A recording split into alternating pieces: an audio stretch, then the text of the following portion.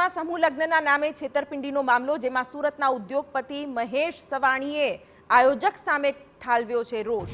સમૂહ લગ્ન કરનારાઓની ખરાઈ કરવા લોકોને અપીલ કરી છે। રાજકોટની ઘટના મુજબ જ તેઓએ નિવેદન પણ આપ્યું છે કે આ ઘટના ખૂબ જ કરુણાદાયક અને દુઃખદ છે। સમાજ સેવાના નામે લોકો કમાવાનું કામ કરે છે, તેના સામે રોષ પણ ઠાલવ્યો। ચાર્જ વસૂલીને લગ્ન કરાવનાર રૂપિયા માટે જ સમૂહ લગ્ન કરાવે છે તેવા આક્ષેપ પણ કર્યા। દાતાઓ પાસેથી પણ રૂપિયા લઈ કર્યાવર અપાતું નથી, તેમ પણ તેઓએ પોતાની નારાજગી વ્યક્ત કરી।